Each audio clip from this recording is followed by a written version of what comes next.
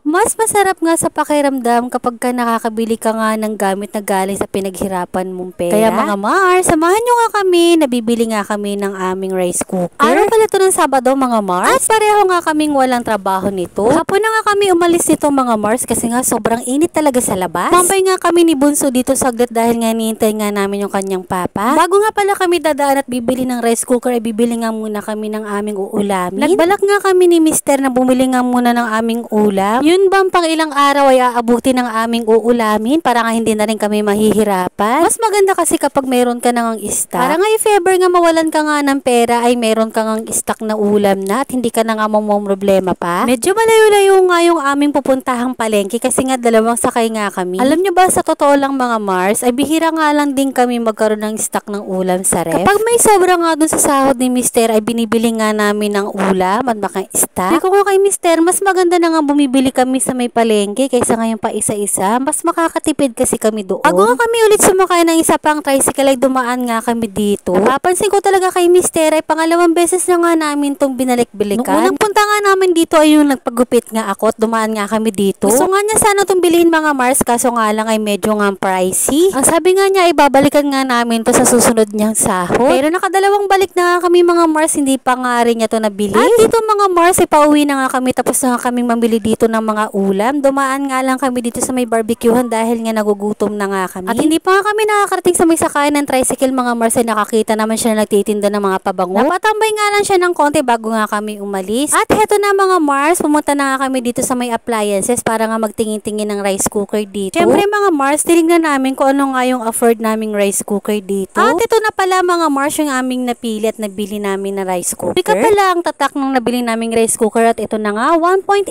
liters na nga rin siya. Kung nga ay tamang-tama nga lang to sa amin. Mura nga lang to nabili namin mga Mars, wala pa nga 1,000 to. 849 pesos nga lang to nabili namin. Nabili pala namin to mga Mars dito pala sa Home Alone. Marami rin mga appliances na pwedeng pagpilian doon. Meron din silang mga cellphones at saka meron din silang mga e-bikes. At ito na pala ang mga inclusions ng rice cooker mga Mars. Nagustuhan ko nga rin to mga Mars kasi nga yung sandok niya hindi siya manipis. Yung ibang rice cooker kasi mga Mars katulad nung sa mama ko ay manipis nga lang din yung sandok. Ito pala yung measuring cups niya at ito din yung cord niya. At ayan mga Mars, so pinapakita ko sa inyo yung sandok. Napakaganda talaga nito at makapal. Sabi ko nga sa inyo mga Mars, yung mga ganitong sandok ay naiipon na nga to sa amin. Kasi yung una naming rice cooker, maliit nga lang yun pero nasira nga din siya agad. At ito pala yung pot ng rice cooker mga Mars. Oh. Sakto talaga ang laki nito para sa amin mga Mars. Dahil ilang gatang na nga rin tong aabuti. At ito pala yung manual card niya at saka yung warranty card. At ito mga Mars, kailangan nga natin tong i-check. Baka nga meron siyang damage. At ganito nga pala kalaki siya mga Mars, oh, sa 1.8